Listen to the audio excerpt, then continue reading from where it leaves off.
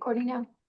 Hey, good afternoon, everybody. Welcome to our Senate Summer Update meeting. For those of you that don't know me, for those of you that are new, my name is Elisa Kwam. I am your Senate President. I'm also faculty in Watts downtown. And this meeting is really exceptional and really special for a variety of reasons.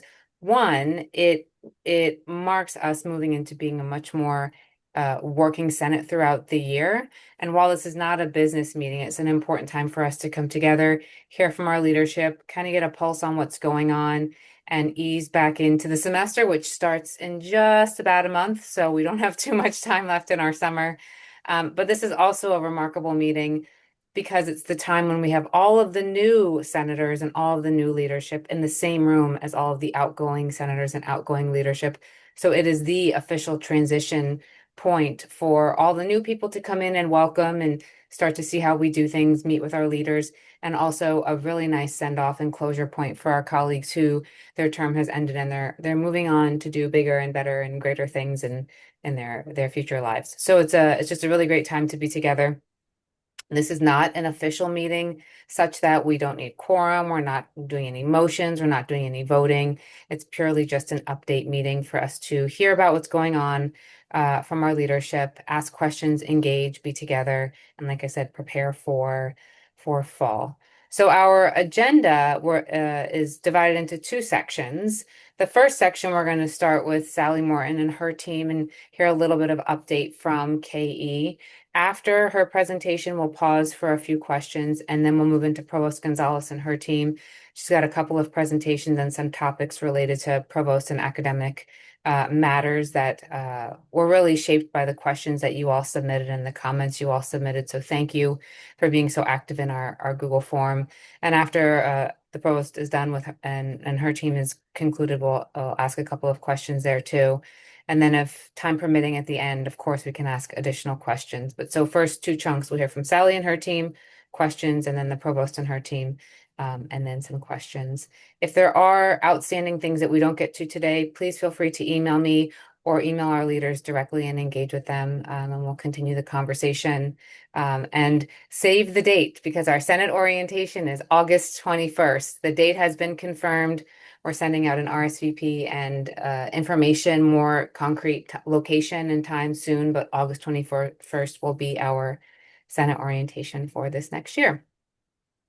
So without further hesitation, I'm pleased to introduce Sally Morton, EVP Sally Morton, who runs all of the funding and all of the knowledge enterprise amazingness at ASU. And she's going to give us an update about what's going on her end. Thank you so much. I think I have some slides if those could be put up. So I'm Sally Morton. I'm Executive Vice President of Knowledge Enterprise and a professor of statistics. And I'm joined by two of my colleagues, Dr. Sarah Stavenfeld, who's Assistant Vice President of Research, as well as being a professor in the School of Biological and Health Systems Engineering, and Dr. Scott Barkley, who's our Vice President of Research. He's also Professor of Political Science. We've been asked to address two topics. The first is the OMB guidance, and the second is sort of what we're seeing on the federal funding landscape writ large. And we're delighted to be here. Thank you again for the invitation. Next slide, please.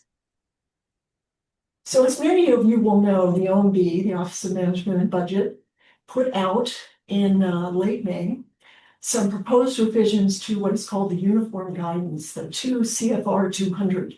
This is the framework by which federal grants are awarded and also how they're paid and so on. On this slide, I've actually presented the American Association for the Advancement of Science, the AAAS's slide that basically lays out in a simple 2x2 table some of the issues, the main issues that were raised in the proposed OMB changes in guidance. And concerns. And faculty were understandably concerned by this proposed guidance. Again, the guidance was released on May 29th. Comments were due just this week. As of July 12th, there were 270,000 comments just submitted. I will say at the final date, there were 496,769 comments submitted. So close to 500,000 comments were submitted. These could be from institutions like ASU, they could be from individual members as well. There are many good summaries of the OMB guidance and concerns about it put out by institutions and organizations such as the AAAS. And I know many, if not all of you, are members of professional organizations, and you may have received documentation about the OMB guidance. Next slide, please. So lots of times when there are changes in the federal landscape, particularly the AAU and the APLU, which we are members, ask for institutions like ASU to be part of their response to the government. In this case, both those organizations asked that institutions like ASU submit individual responses. Those organizations, as well as many others, put in their own comments, but they particularly asked that ASU and other academic institutions put in their own comments. So in response to that, President Crow asked that Knowledge Enterprise handle the drafting of the ASU response. We did so in collaboration with the Office of General Counsel, as well as the Office of Government and Community Engagement, and final approval of the ASU response was made by the President. We created a Google Doc in which we invited faculty to put forward their ideas, and thanks to the Faculty Senate, you distributed it to your members. And thank you to all of you who contributed comments.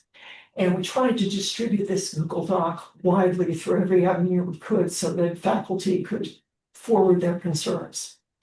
Of course, faculty were able to, as individuals, to submit their own comments. And just today, a faculty member was kind enough to send me the comments that he had submitted. So that those of you who submitted comments, thank you very much for doing that as well. And you may have been involved with your own professional associations as well. They may have submitted comments. I will say that the Arizona Attorney General actually was part of the 24 state submission citing concerns as well.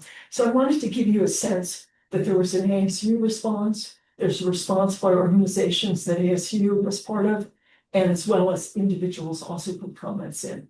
Next slide, please. So we focused the ASU response on sort of three main areas. The first was about gold standard science. In the OMB guidance, it's put forward that political appointees can approve grant submissions and make decisions about where grants should be awarded, and basically change the way that scientific merit review is done. And that is of concern to us, and I know to many of you as individuals as well.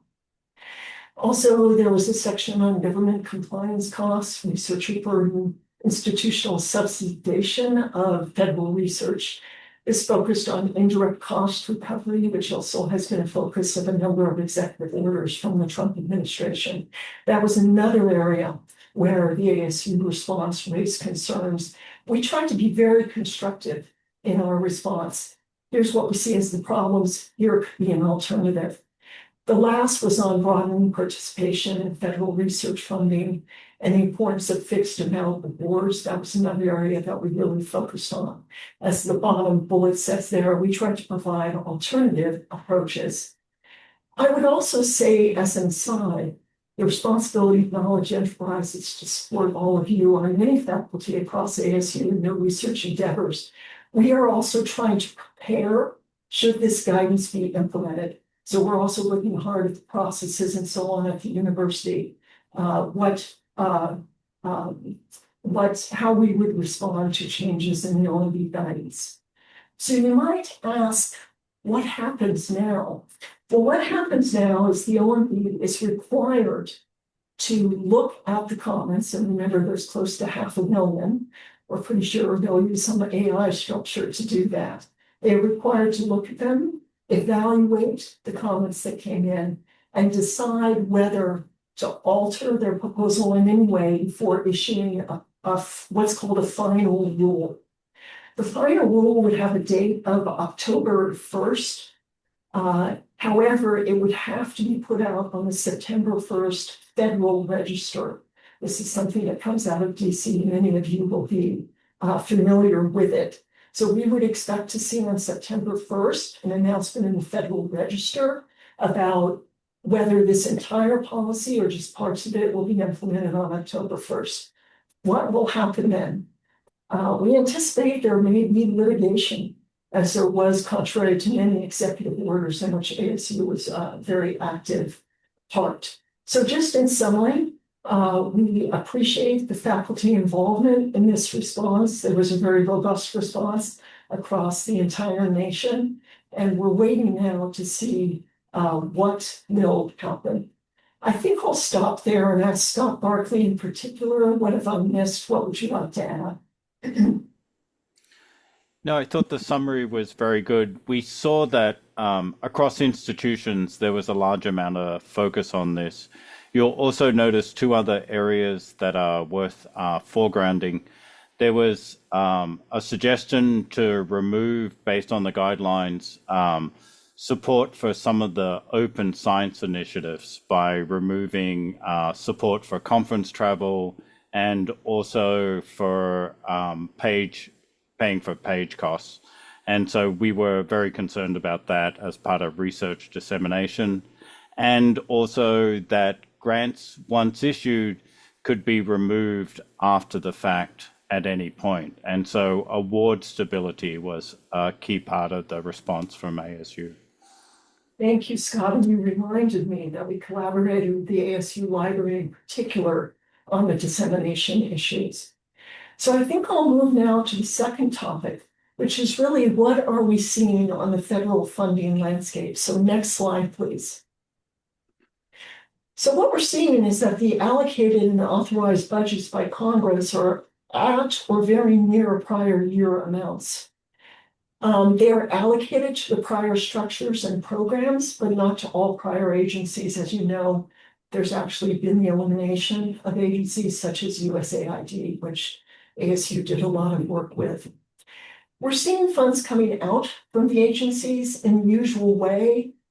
Most are on track. NIH, Department of Energy, Department of Defense, now called the Department of War.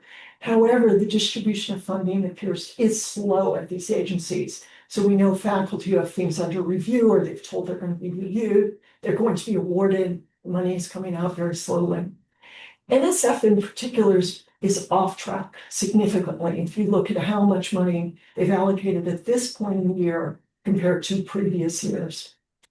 There is a lot of debate or rumors that are going around that NSF is going to reallocate a large amount of funding that would usually gone to individual PI grants of the sort that ASU is very successful at to other programs, such as the program called the X Labs. So moving of money within the agency may occur.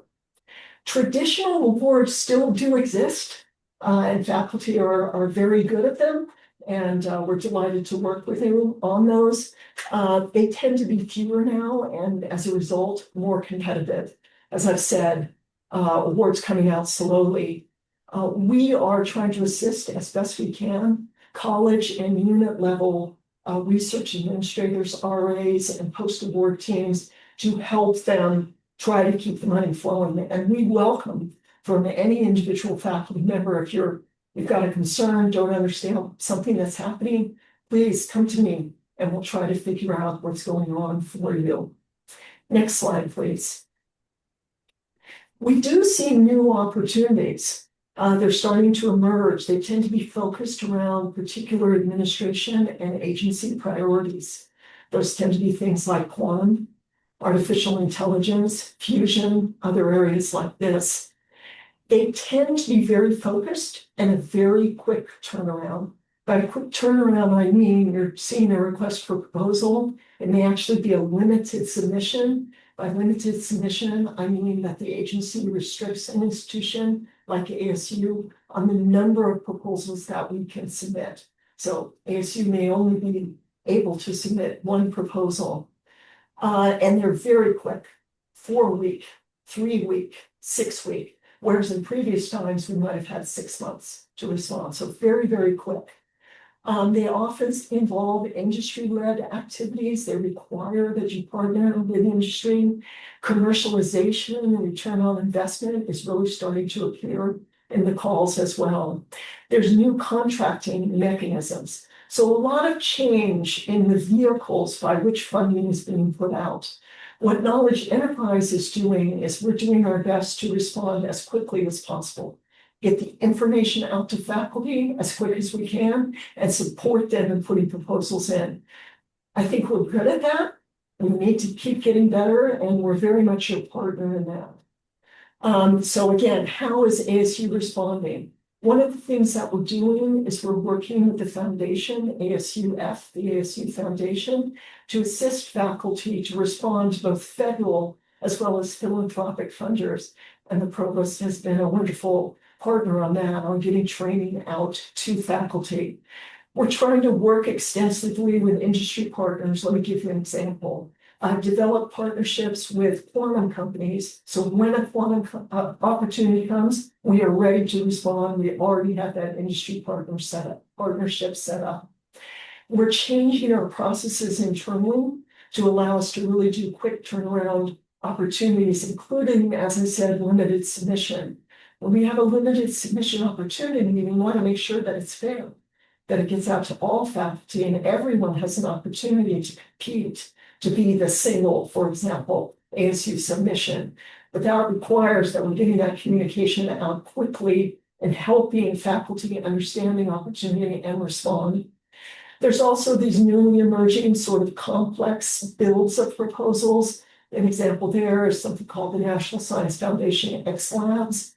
This opportunity actually requires that this entity, that is an organization, is set up separately from the university, and faculty would actually have to go and work in that entity on the project, be an employee of that entity, and then come back to the university. We're trying to figure out how would that work and how can we help faculty put in a proposal like that. I think I'll stop here and maybe now ask Sarah if you have any comments, because I know you're very close to assisting on faculty on new opportunities. Yeah, thanks, Sally. I think just reiterating all the aspects on the slide here and that working in partnership with faculty on how we can quickly respond, the coordination, like I said, across KE, ASU Foundation. I myself, as a research active faculty as well, am well aware of the constraints and the changes in terms of the traditional granting landscape. And so thinking about how we are partnering and looking at how we can pivot from a research-oriented federal opportunity to working with ASU Foundation on philanthropic opportunities in parallel. And so that, and then also bringing together teams. So some of these more complex builds, really saying, we're here to support, help with the teaming opportunities, look at these complex new forms, budgets, et cetera. We're here to help. So that's the biggest thing is if there's anything, reach out to one of us and we'll get back to you and figure out how we can help everyone be competitive in this new landscape. Thank you, Sarah. Last slide, please. So again, this closing slide, say thank you. I want to reiterate what Sarah said. We are your partner. We are your support. We want to hear from you, questions, ideas, complaints, maybe some compliments as well, but our door is always open. So happy, if there's time for questions now, we're happy to take them.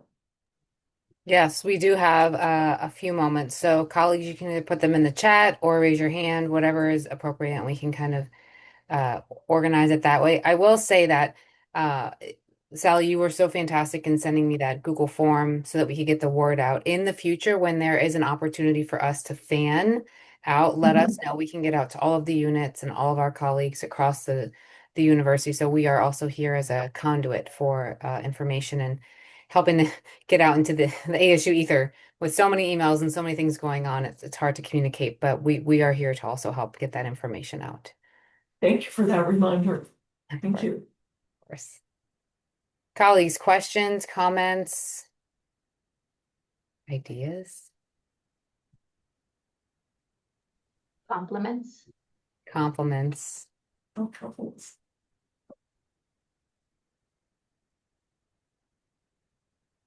Okay, well, it was a good lecture when there's no questions. So we'll go on a high note. If there are additional questions, please let Sally know, or you can let me know, and we can work together on that. So thank you very much to you and your team for helping us learn what's kind of going on. Next up, we're going to pivot over to Provost Gonzalez and her team, and she's got three sort of presentations to walk us through, and several members from her team as well. So I'll hand it off to you, Provost Gonzalez.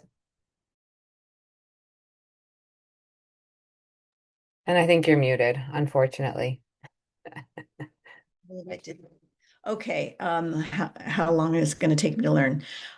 So thank you, President Quam, for organizing this meeting, and I want to thank everybody who's here today. I know that summer is an important time for all of you and it's not necessarily expected that you would attend. So I'm really impressed that the number of people that they're here today really demonstrates your commitment to ASU and advancing us and staying aware of the most important topics that we're dealing with. And President Quam did reach out and solicited your input on the things that you most want to hear about at this point in the year. And I have to say that what you came forward with is spot on in terms of the issues that we are most closely watching and advancing this summer as well.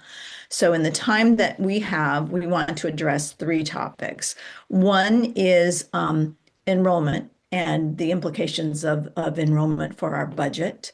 You were absolutely right to be concerned. We know there are a lot of challenges that are making it hard for us to maintain the levels of enrollment into our programs, both in-person programs and our online programs. So I'm going to introduce a new leader in this space and have him update us on all that we're doing. And then I'll talk a little bit about what we know at this point about the budget in that regard. We're also going to talk about AI and how we expect to be advancing on AI in the coming year. And Ann Jones, Vice Provost for Undergraduate Education, has been deeply involved in AI, particularly AI in curriculum and teaching and learning. And she's going to update us on where we are and what to expect as we continue to rapidly advance in this area, and to do so in ways that are thoughtful and at the level of quality that we're all wanting to see. And then the third topic is to touch on what we've learned and where we're going in terms of the ASU Atomic. As you all remember, this hit us at the end of the semester. There was kind of rapid awareness of this very newly developing initiative that we have at the university. Kind of got out probably early days for us to really be displaying this in a public way, but it got out in a public way, and there were many concerns. You all had many concerns, I think rightly so, given the stage that you all encountered it and the way that you did. So we're going to update you on that. So I do have three leaders with me today. As I mentioned, Ann Jones will talk about AI. We also have Matt Lopez, who's a new member. Well, he's a member of the Provost Executive Team, but he's also a new Vice President for Academic Enterprise Enrollment. This was a role previously held by Kent Hopkins, who retired in May.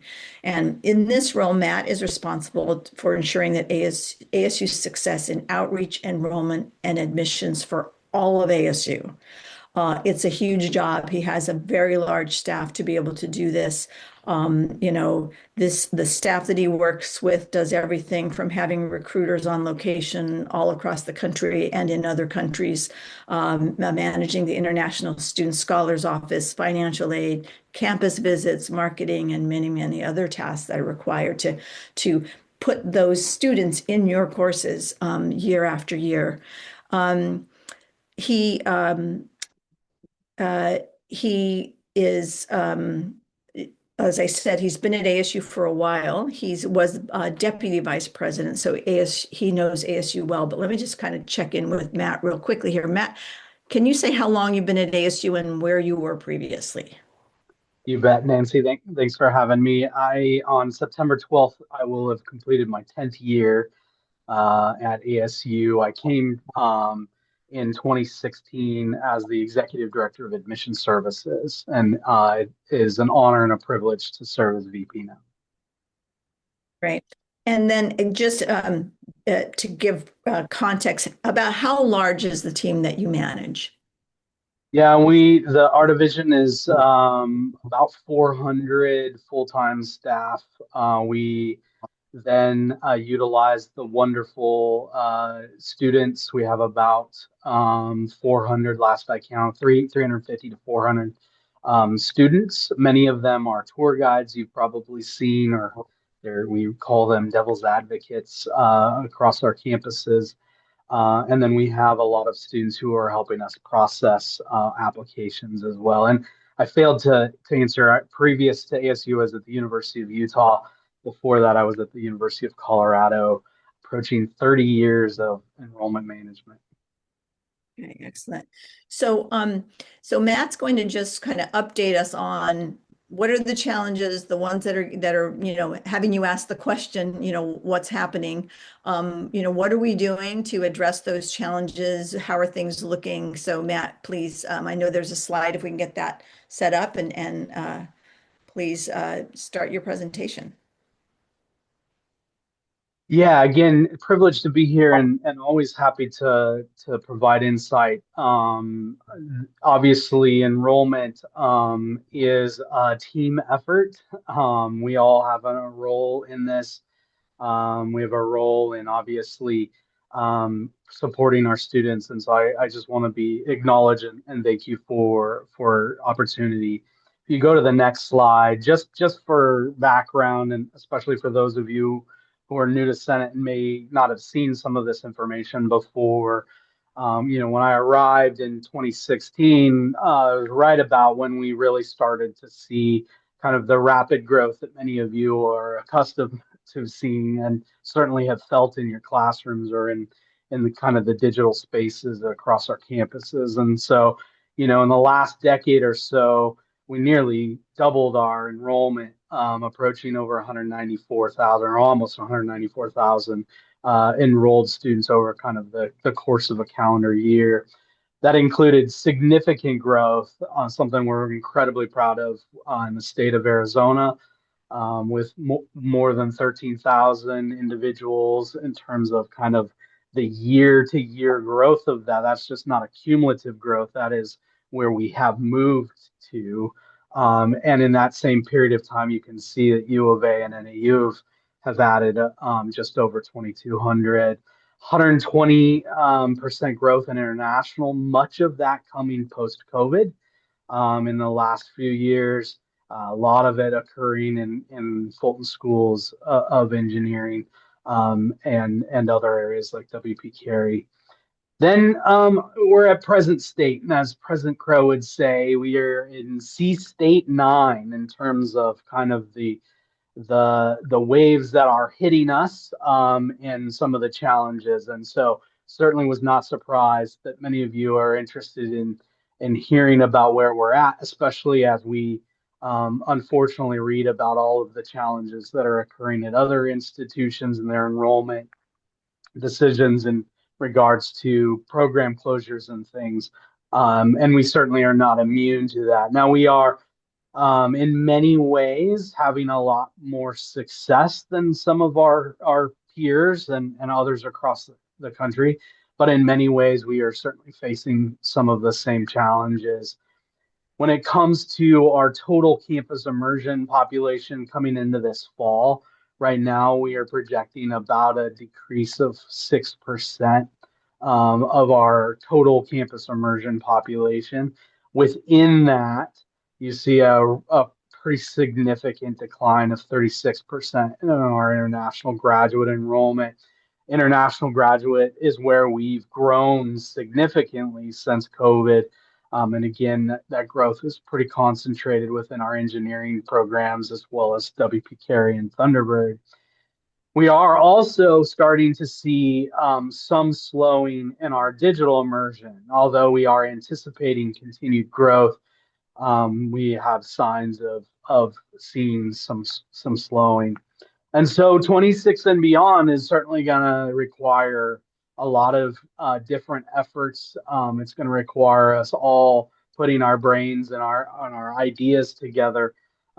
Certainly, the market is one that is quite sensitive and is requiring what I like to refer to as hyper personalization in their contacts, where students are really needing, even at scale, they're needing kind of that individualized kind of approach.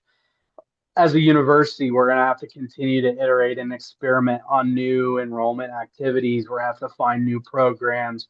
We're going to have to scale existing programs. And we're going to need to completely retool our international enrollment playbook, as that world has certainly changed. And I don't see that changing or returning anytime soon. Next slide, please. So just as a quick summary of some of the disruptions we've seen, and certainly happy to answer questions at a later point.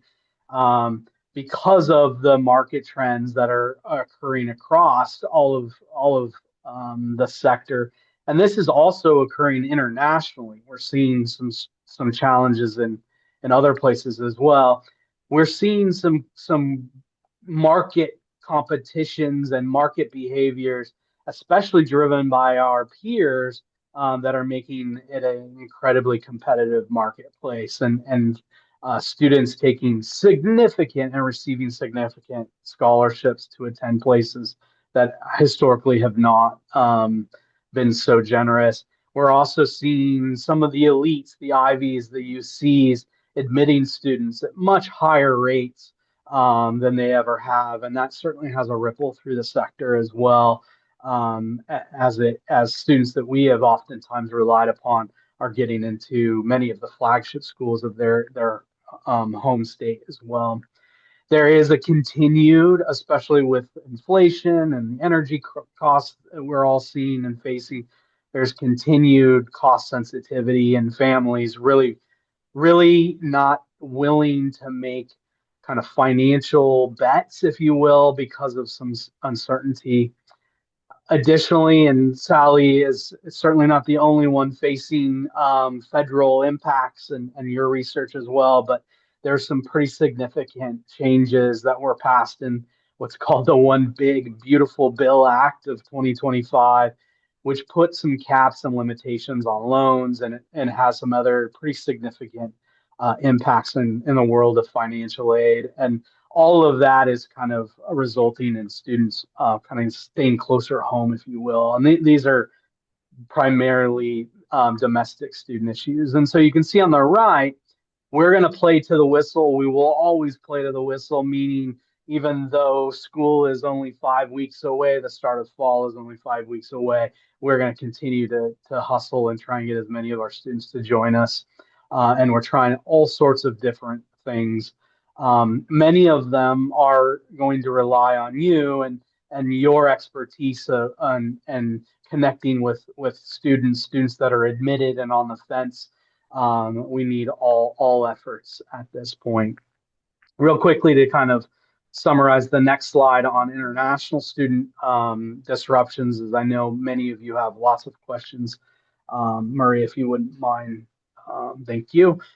Just to summarize a few things that our poor international students have faced, and these are just a few. Many of them I have not listed, but because of challenges with visas that have been presented over the last few years, we are starting to see pretty significant declines in just initial application volume. In fact, computer science has seen application volume drops in the order of about 60%, as an example, which is pretty significant when that is one of your most popular and largest international program. Some of this has to do with the fact that we're seeing visa issuance disruptions. That occurs through multiple factors, one of them being kind of historically high visa denial rates. So students going through the admissions process, getting the immigration documentation, being approved by ASU to get a visa, but they get all the way to their visa interview and they have it denied. Right now, we're seeing denial rates as high as 60%, which is really high. In some countries, it's even higher than that. The other thing that we're seeing is just not enough appointment availability to even have a visa a decision made. We're seeing that in significant challenges out of India specifically. We have many of our admitted students that have paid deposits, that are registered, who just have not been able to have success in getting an appointment to even meet on their visa. Addition to that, there have been some immigration changes. You've all probably read about the $100,000 fee for H-1Bs. And obviously a lot of our international students come to us. They're willing to pay our tuitions with the prospect of being able to potentially work in an OPT or possibly even future H-1B kind of scenario. Tomorrow, we just learned the feds are finally posting their rule on what we call the end to the duration of status. This will have some implications.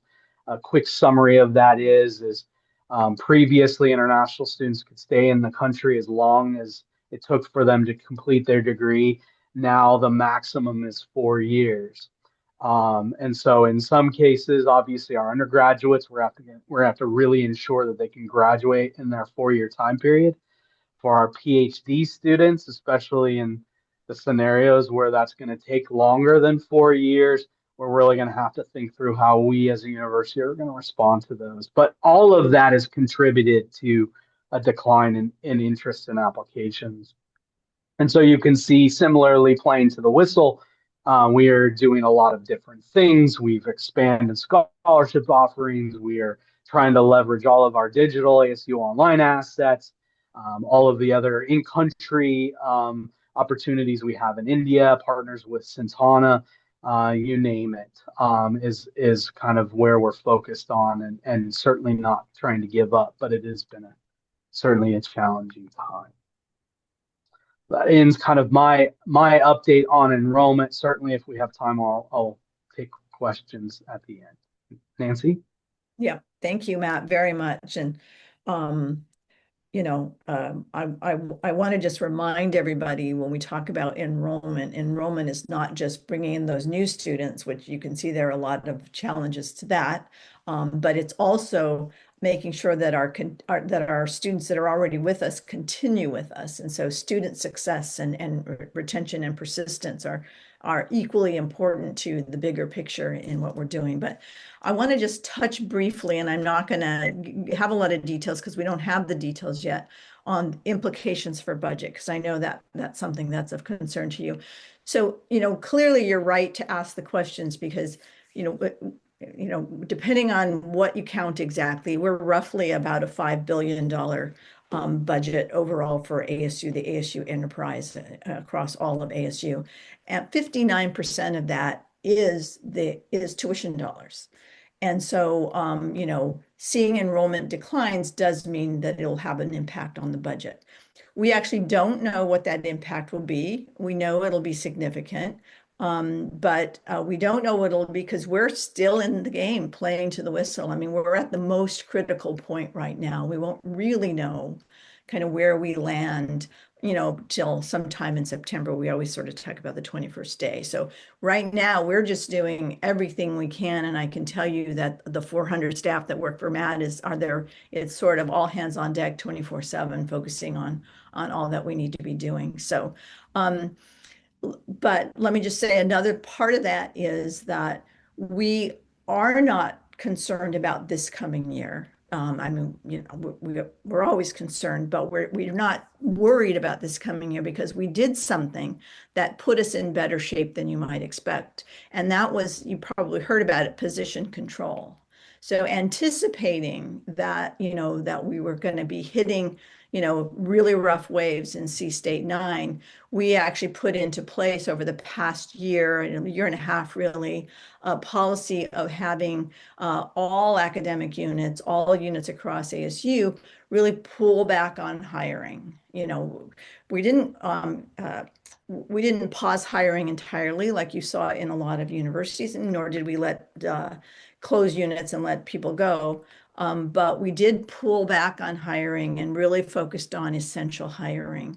And that's because we wanted to be in the position of being able to, reduce the amount of our personnel so that we wouldn't have to be in the position of letting people go. Position control really, had a great result for us. And so we're going to be able to bank on that as we get through this next year.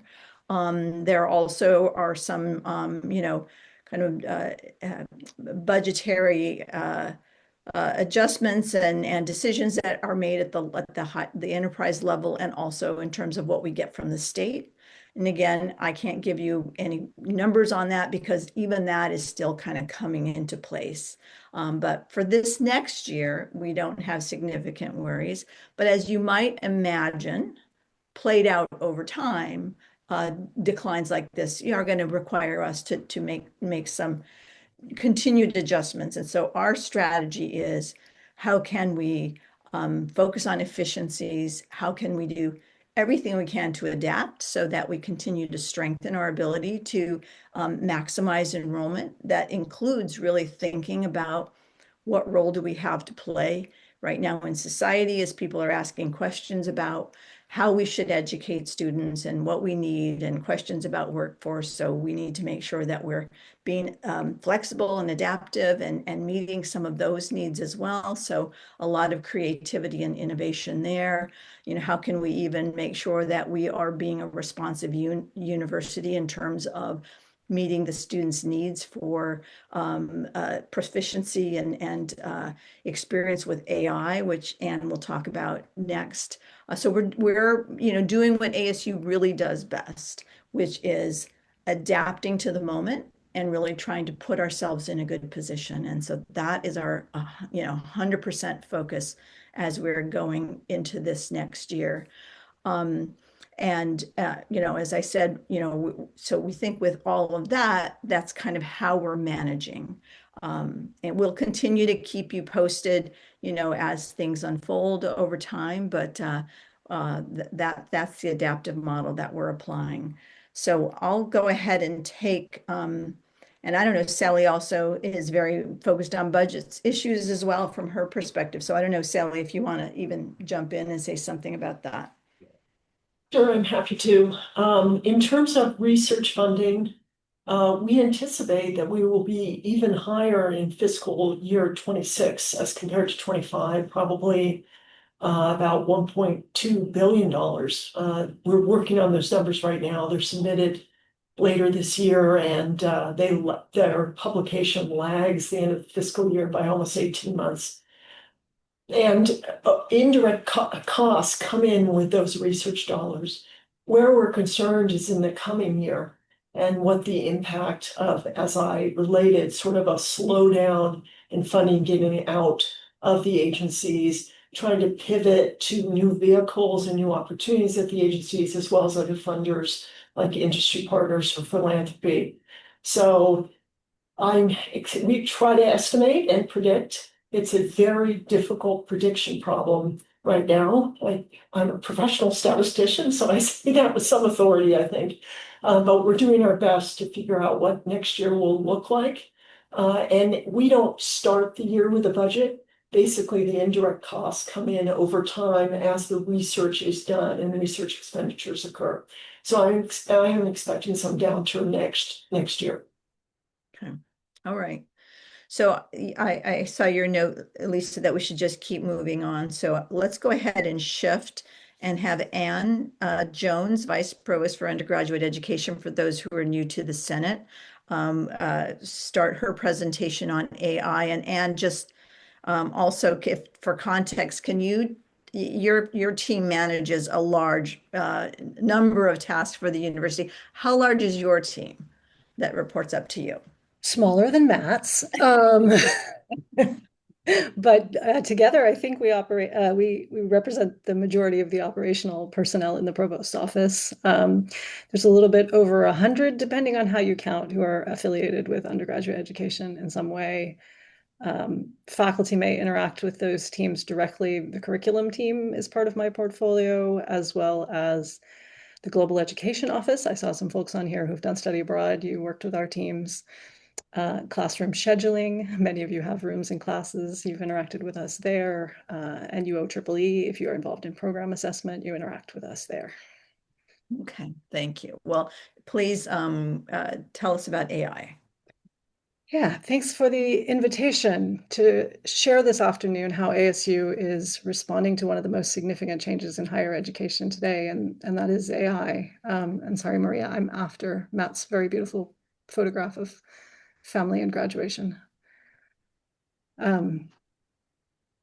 That's great. AI represents tremendous opportunities in teaching and learning, while also raising legitimate questions about assessment, academic integrity, and what it means for students to demonstrate learning. Our approach to AI is neither to simply embrace AI nor to resist it. Instead, we're working to help faculty and students use AI thoughtfully while ensuring the integrity of student learning and the value of an ASU degree. This slide highlights some of the major initiatives that are underway across the university for this academic year and how they're continuing, if they're older initiatives, and expanding, as well as some new things that you haven't seen in the past. And I think you'll have the slides available to you afterwards, so that I'm not going to focus specifically on the initiatives or the text on the slide itself today. Rather, I'd like you to not think of these as separate projects. These are examples of projects, but I'd like you to think about ASU's strategy being in terms of 3 coordinated goals. First, we're creating initiatives to help faculty and students develop principled AI literacy within their disciplines. What does that look like for the next academic year? We're really focused on scaling our existing AI literacy curriculum that was developed collaboratively across the entire institution. It emphasizes not only how AI works, but how to use it ethically and responsibly. At the same time, we're working with academic units to determine what AI fluency should look like within our disciplines, because AI competency in engineering isn't the same as AI competency in journalism or business or history. In parallel with the AI literacy work, we're launching a new initiative on the curriculum side on authentic assessment. The Faculty Assessment Design Accelerator, which launches later this month as a pilot, is designed to begin answering a question that many of us have been asking, which is, how do we design assessments that continue to measure meaningful student learning in a world where AI is readily available? This isn't about trying to AI-proof every assignment. It's about helping faculty redesign courses and assessments so that students are demonstrating the kinds of thinking, application, and disciplinary practice that matter to us. The accelerator brings together faculty from across disciplines, together with instructional designers, Ed+, and the Provost's office in an intensive collaborative experience. Participants will leave the 2-day opportunity with redesigned assessments that they can implement this fall in their classes. And perhaps more importantly, they leave with new ideas, examples, and approaches that we can help scale across the university as we think about this challenge. So the accelerator is not designed simply to be a workshop, but rather a mechanism for developing and scaling good ideas across ASU.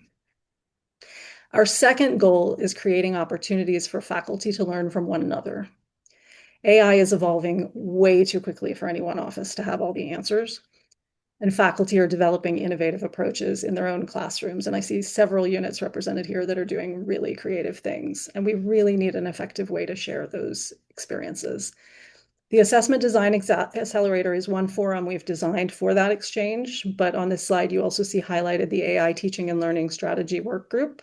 That's another. Every academic unit is represented in that group, which allows an opportunity for faculty, staff, and administrators to share what's working, identify common challenges, and help shape university-wide initiatives.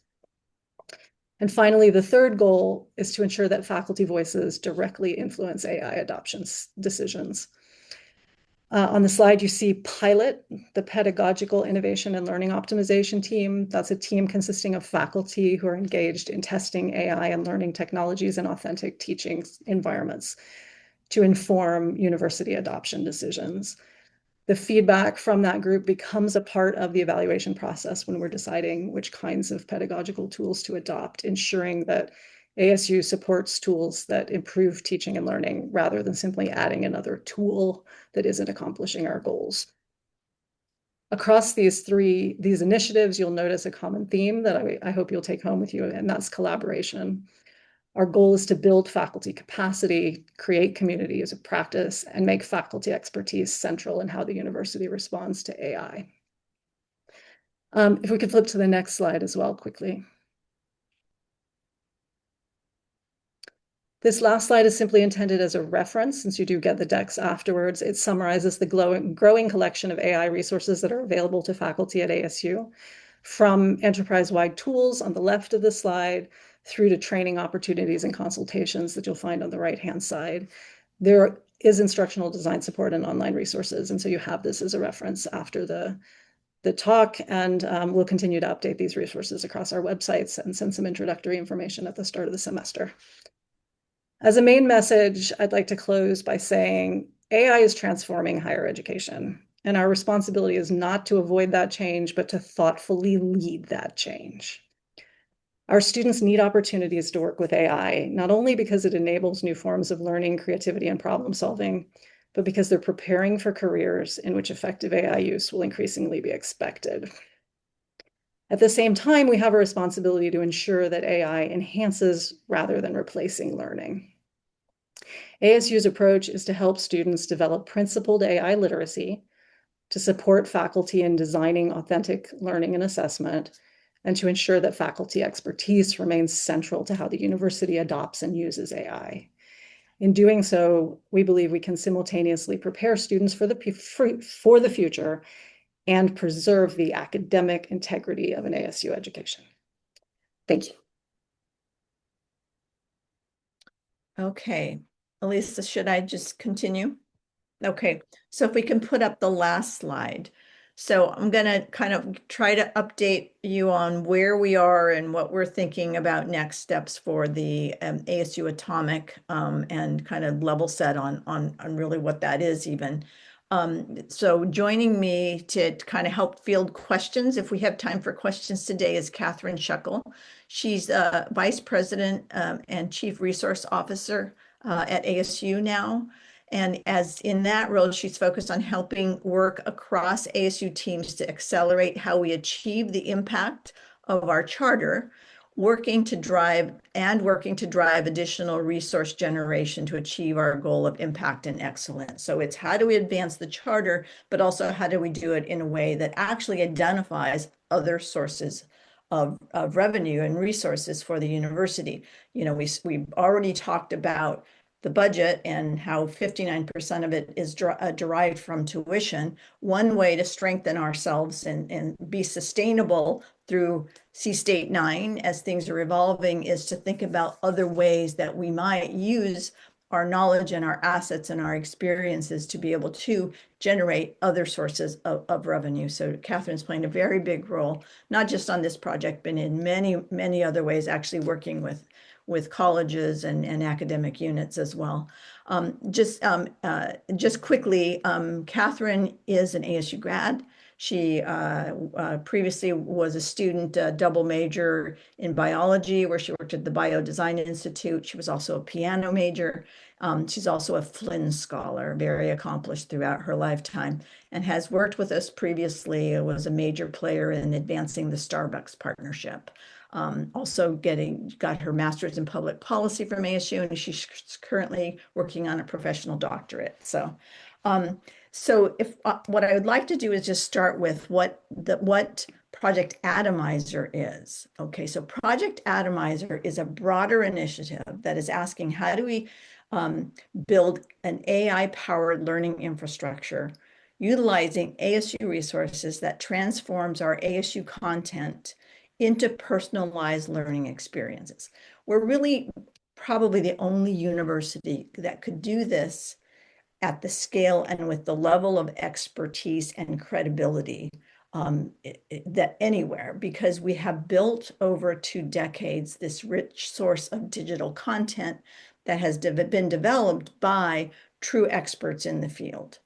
So the ASU Atomic, which you saw at the end of the semester, is just the first product, or very early stages product, trying to see, okay, how could we take this tool that we're evolving and kind of use it with our own ASU content. So the goal here is to deliver personalized non-degree learning using ASU content while serving as to kind of pilot and validate this evolving platform. So it's good to know, it's important to know what it is not, is that it's not designed to replace ASU courses or degrees. It does not attempt to recreate what happens in our courses, rich learning experiences that take place between faculty and students. It's not intended to replace faculty. It's not intended to substitute for quality pedagogy or ASU curriculum. And it's not designed for ASU students. It's really part of our broader mission to be of service to our communities. So if we can go to the next slide. So, so why are we doing this? So our charter, as you know, compels us to try to reach those who want to seek knowledge. We are a public service university, and we're trying to serve the public broadly. And we're also trying to do it in a way that broadens access, which means that we want to reach millions of learners besides those that just enroll for our courses. And Project Atomizer could be an important way for us to advance that and aiming to do so in a high quality way. We know that an educated society in our communities need knowledge that they can trust. Artificial intelligence has moving very rapidly and is making knowledge accessible very easily and quickly. But it's doing so in a way that the content is not always as identifiable. But if we do this within the context of ASU knowledge, we are in a better position to be able to say that the knowledge that is being produced by our AI tools is built on trusted university quality content. And we also know that there's a market for this. I mean, there's a market in the broader world, and our initial pilot testing also tells us that there's strong interest in this as well. I also want to emphasize that we really want to use this as an opportunity to further evolve and demonstrate what we mean by principled innovation at ASU and use principled innovation to guide this work. That means that as we advance, we're going to focus on the values, transparency, and academic integrity at the core of what we're trying to do at ASU as we build out and use the Atomizer and other AI tools. As I said, and we can go to the next slide, the ASU Atomic, which was our first pilot test of how trying to use kind of ASU content across many areas, that was, that became, our faculty had awareness of that at a stage where it wasn't really ready for public viewing and public use. It has evolved tremendously since then.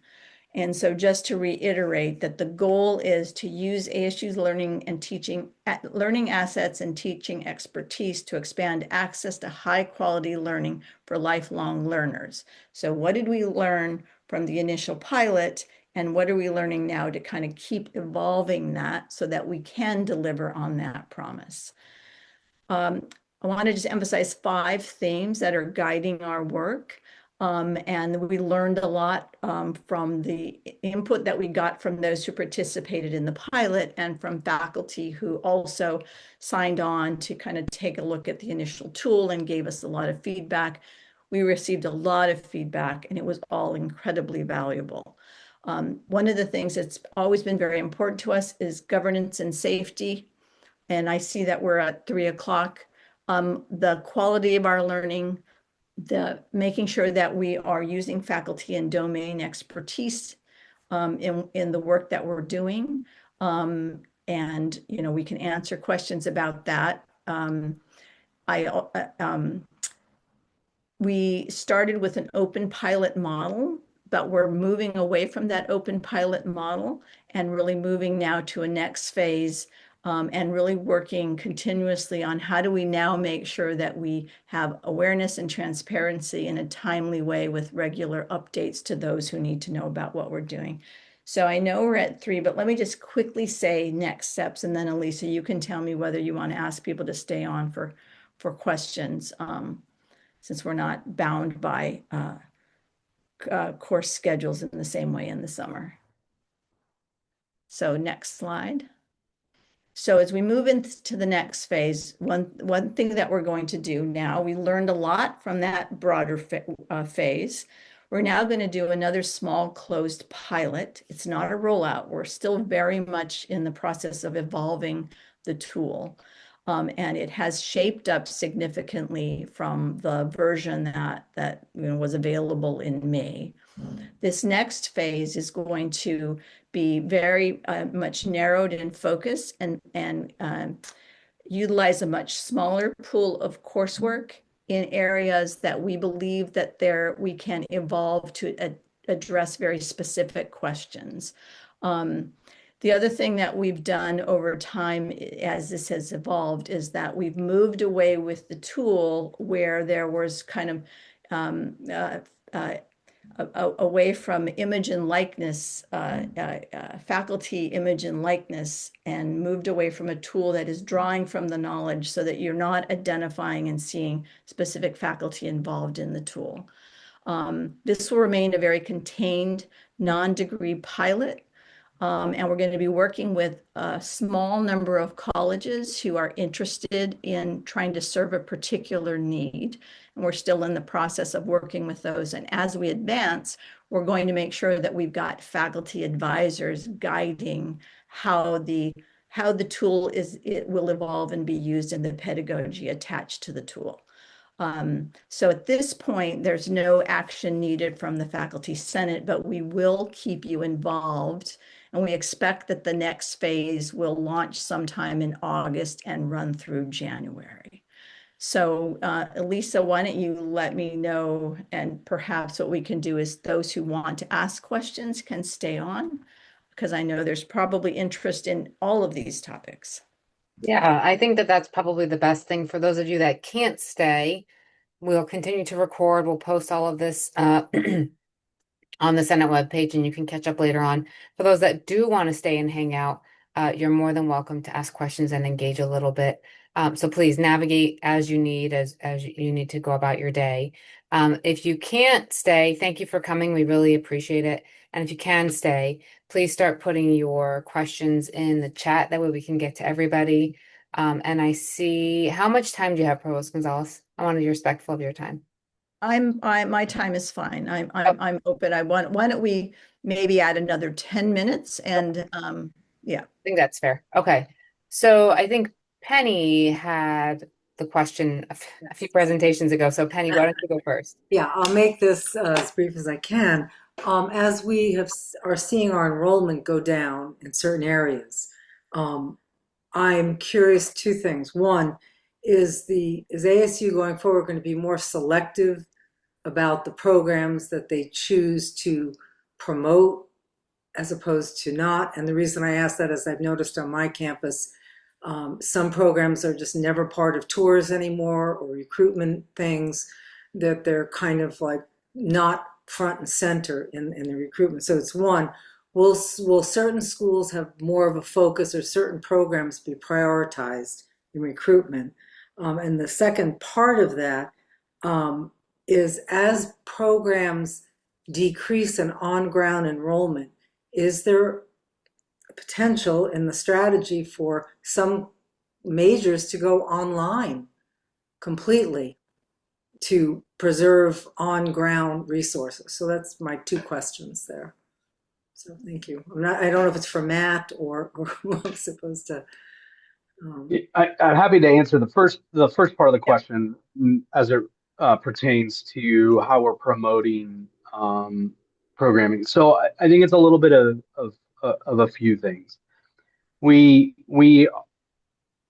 are taking a much more collaborative and what Nancy refers to as one ASU approach, where we are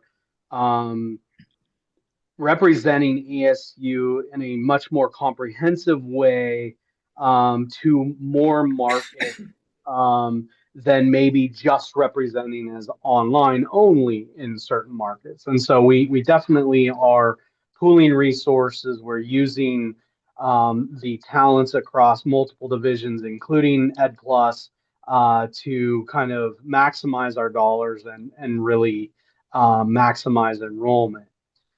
That's not to say that we are dropping programs, so to speak, but we certainly are trying to identify the programs that have the ability to scale and there's market interest.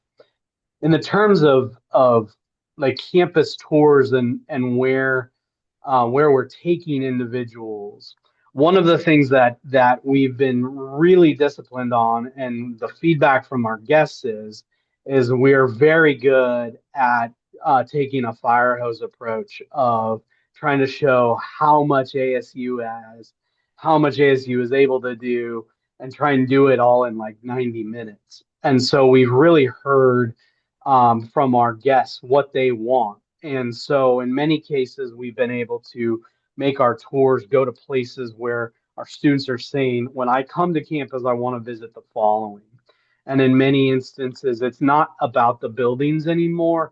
It's more about, I want to see what I'm going to interact on the first day of class, the first week of class. And so we've been a lot more. You saw probably some mentioning of hyper personalized connections. That's an example of that. Our campuses vary widely, and some of them are really hard to tour as well. So that's just it's a fact that I'm happy to talk to you, Penny, about as well. Always open to ideas. Nancy, I'll let the program select. Thank you. Yeah, I mean, I our model has always been to, that we offer degrees that are available in multiple modalities. Over time, we do see that some modalities are growing at different rates than the others. And certainly some programs naturally shift to where they're predominantly one modality or over another. But we're not at a point where we're going to start canceling modalities. It's still kind of early to know how things are going to shape up in terms of in-person education. It's also the case sometimes when you're seeing low enrollments. Often when you see low enrollments in one modality, you see the low enrollment in the other modality. And that may tell you that maybe it's time for us to really take a look at that course. And is it still, or that degree, is it still serving its need? Does should we be revamping it? Should we be moving it in different directions? So we're really going to be talking a lot more about the health of our portfolio of courses and how we're offering them. And in some cases, we might even move to thinking about hybrid modalities. So a combination of in-person and online. And so you'll be hearing more about that. But we do really want to focus on what are we offering. Is it hitting a need that we're seeing that students are really wanting it? And if not, we need to ask the questions as to why and then what we should do about it. Thank you. Why don't we go to Roger and then Phil? And I think that'll probably put us right at 3:15. Thank you, Nancy and Sally et al. For excellent summaries. One thing I think we ought to try to do better with the federal government is explain to them the damage that losing our edge in science, engineering, mathematics, erring compared to certain foreign competitors is really setting us back immediately and in the long run. And I've noticed that that's a point of view that both political parties are sensitive to. In other words, we're self-inflicting wounds that hurt the best interest of our nation by curtailing science in a way that doesn't allow us to compete with our foreign competitors. Thank you, Roger. I concur with those remarks. President Crow, in particularly, has been very vocal on this issue and represents us. He's often traveling to DC and so I know. on to share this message. And we've tried things like we have a Research Matters website, for example, to try to demonstrate the importance of research is just one piece of this to our fellow citizens. One of the challenges, as you know, is it's going to be a long-term impact, Oh, yeah. particularly with respect to the next generation Yeah. in the pipeline of scientists. Yeah. Thank you. I know. Thank you. Thank you very much. And why don't we end with Phil? Phil, I know you put your comment in the chat, but I don't know if you had wanted to speak to it anymore. Elaborate a little bit. I just say that I'm glad to see that the many of the concerns that were raised initially about atomic have been addressed in this new approach. I guess my central concern here, and it sort of parallels Santana, is the use of faculty-produced materials. We all understand ASU's partial ownership, shared ownership of material. On the other hand, we're looking at ways to protect how this material is being used. And it sounds like, particularly working with units and faculty advisors, that that's going to be a much more effective and secure approach. I guess I'd like to know whether or not before January, as this develops in the next 4 months, whether we can hear reports from these faculty advisors in terms of how they think some of the problems are being dealt with and resolved. So Catherine, you want to take that question? Sure. Thank you, Philip, very much. And I'll speak just to atomic, not to Santana. So with respect, because it is a different topic, certainly, but well noted. In terms of ensuring we understand ASU ownership, we are working closely with the Office of General Counsel to ensure that we maintain the rules and standards of the university and usage. And in terms of recommendations and reports or feedback from faculty, I will work with Provost Gonzalez and teams participating on what is the right approach to bring timely updates back to the Senate. So appreciate that recommendation. Thank you.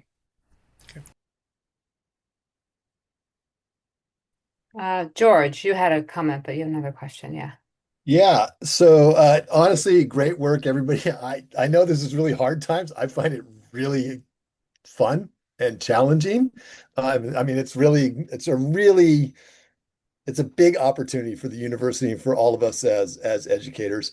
In the comments, I just said, linking how the faculty succeed to these new challenges, like how our career success works with it in terms of career incentives, linking to new ideas for professional learning, lifelong learning, linking to AI, et cetera.